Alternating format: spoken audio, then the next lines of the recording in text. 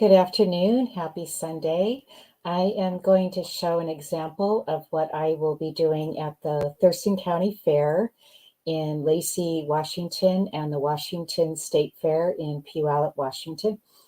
So this Wednesday through Sunday is the Thurston County Fair. I will be in the L building and I'll be demonstrating mixed media and calligraphy. I wanted to show you a couple examples of things that I did.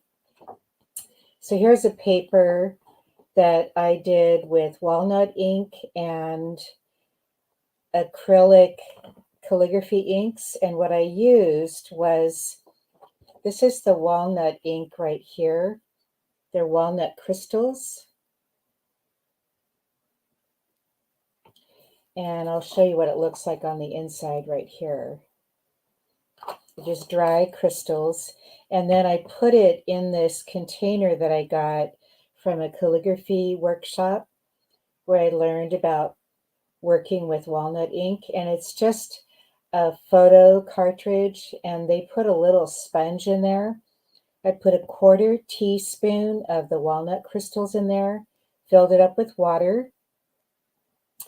And then another thing that I did is I did this one in pointed brush. So I did it with these brushes here. And they're a Sumier brush. So this one is called a Princeton. And this one, so I did those with the gold and the purple inks. And the inks I used is the F.W. Daler Rowney, this one here. And I mixed it with a little bit of the Amsterdam gold acrylic ink. And then this one I did with a parallel pen. And this is what a parallel pen looks like. It has a steel nib with an ink cartridge, where the first one, when I did it with the walnut ink, I did it with, so this is the one with the walnut ink, and I did it with this one right here. And this one is just a nib, and it has all these layers in it. And this is the holder, and you can take it out and put it in.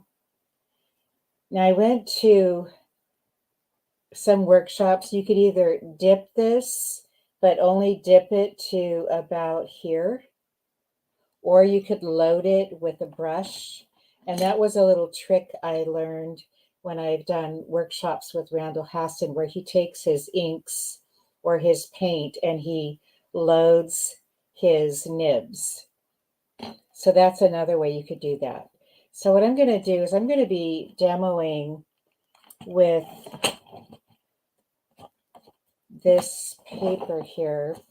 And then also it's good to have things, like I got this from a calligraphy group, and it's wood, and the lady had a husband who does a lot of carpentry work, and he made these for her and all her friends and then sold them. And what I do is I put my pens in there or my paintbrushes in there, and that way it's so that I don't get inks or paints all over my work surface. So it helps to keep it clean. Another thing is, this is for soap. And I got this somewhere, I don't remember, but you just put it like this, and it's a little rest for your brushes and your pens also, so that you don't get ink and paints all over, because you want to have a clean work surface. When I start getting into the artistic mode, I forget about being clean, and it's really frustrating to be working on an art project and then you have paint or ink somewhere on your work surface, and you dip your hand in it, and then you dip it on your painting, and then you've ruined your painting. or your calligraphy. So I'm going to just do a little bit of a demo here. And you could see that I have these here. Another thing that I have that I've used that's nice. So I'm going to put my paintbrushes over here, and I'm going to put my pens over here, because you want to be organized when you're working with your surface. So another thing I have is I have an ashtray. My husband used to smoke years ago, and he had all these monogram ashtrays. But it's nice because I don't want to get my ink or my paint on my work surface. So I use the ashtray, and then maybe I'll have a paintbrush and I put it right there, or where the cigarette would normally go, or I'll have my pen and I put it right here. So it's just another way to be organized and to help keep your surface clean. So what I'm going to do is I'm just going to dip. Now this is just some scrap mat that I have from picture framing. It's made by Crescent. But I like to do artwork on it because it is a archival, it's acid free, and it has a little bit of a tooth. So the other pieces that I worked on, this does not have a tooth. So your texture of your lettering is going to come out different. For this one with the tooth, it'll pick up the tooth, and it could look really pretty when you do that. But I'm going to load here because I don't want to get too much ink and then I have one big blob of ink.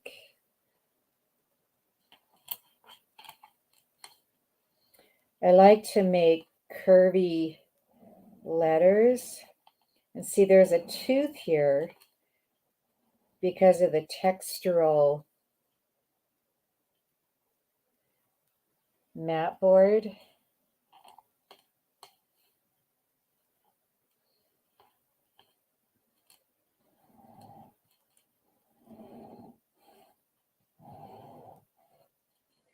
And I'm at an angle, so depending on the angle and the lettering style, could be a 30 degrees, it could be a 40 degrees angle.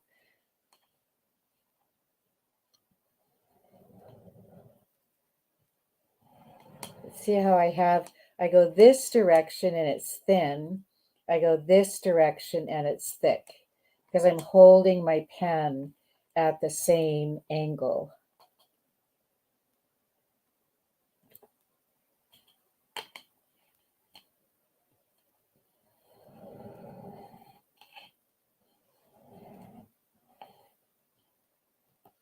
I'm going to show you some books that I collect over the years that are a good source. So this one is a speedball. It's no longer in print, but if you could find them anywhere, they're great books. This one's a 20th edition, and it teaches you all about different lettering styles and angles. And it has all these lists of all these different calligraphers that contributed to this particular speedball textbook. And then the next one, and they're all a little bit different. So here's another one. This is a speedball textbook. This was the next edition. So this one is the 24th edition. And it tells you really good examples about how, like, different inks and paints. Tells you about different styles and all the different books that have been published by Speedball. All the different tools that you could use. You could do calligraphy with brushes, with pens. So I did with this, I did pointed brush. And here is Another one is so many different nibs that you could use. Like here's a blunt edge.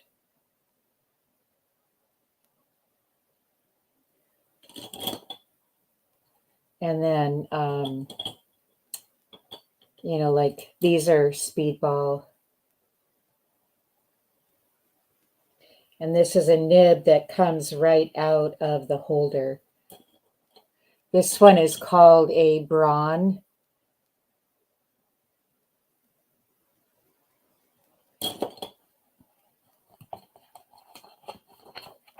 So it tells you, this particular book tells you all about different marks and styles of the speedball nibs, different slants.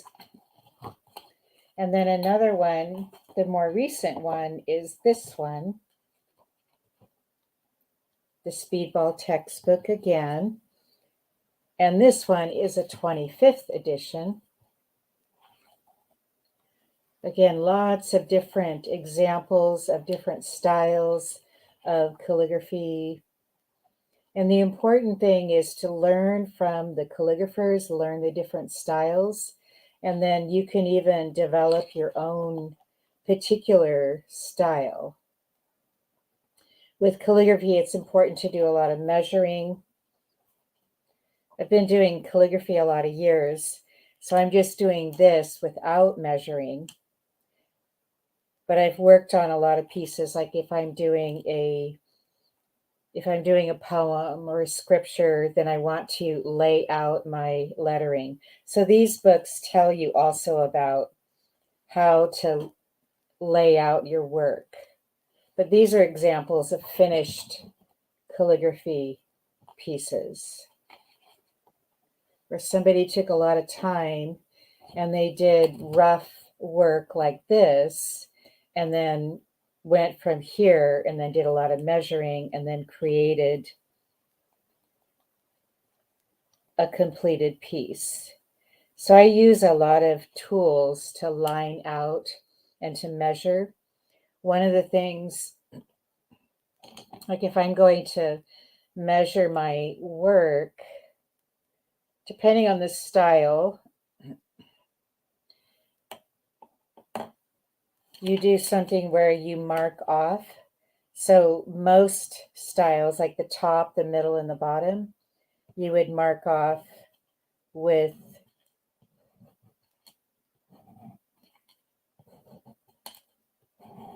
like 5 or 6 notches like that. But then as an artist, you can take all that you know and then create your own style.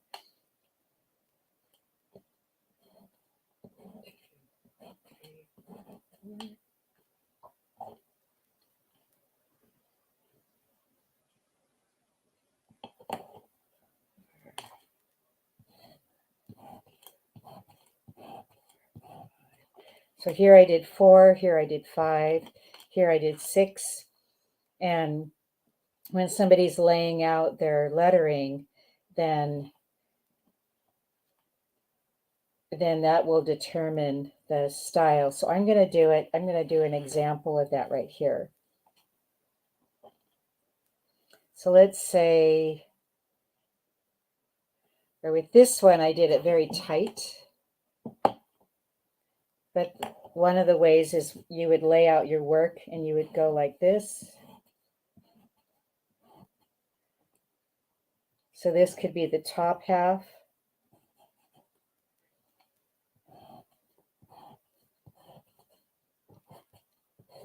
This would be the middle.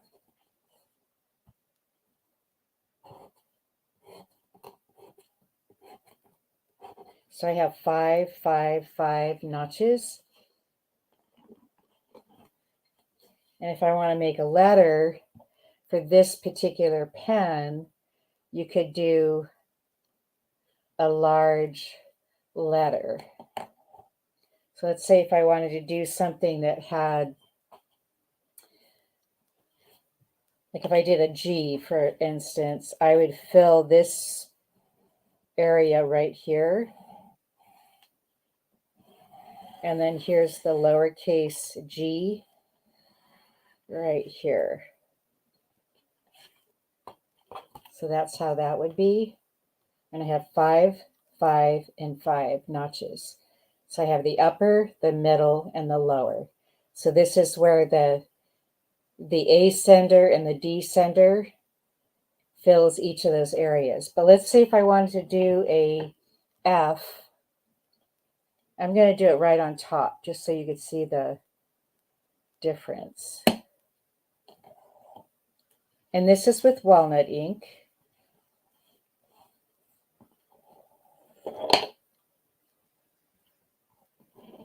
So I would take a lowercase f,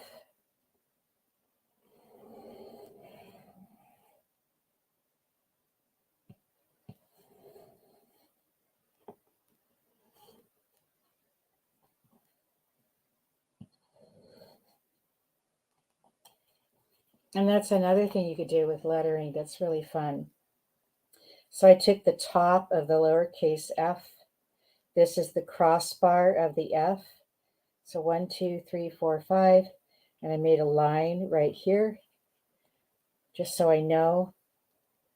And this is what you do just to lay out your lettering and try to problem solve. And then from there, you can measure it with pencil and with rulers.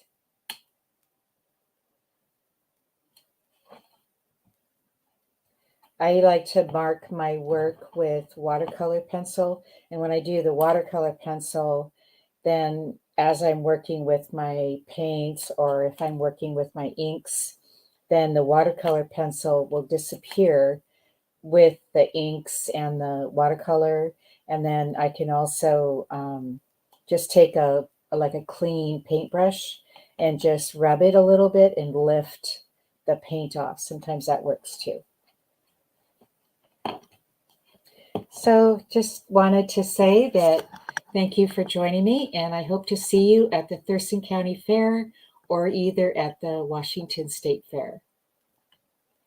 Teresa Marie, Art and Design, and my name is Teresa Stahl Cowley. Thank you.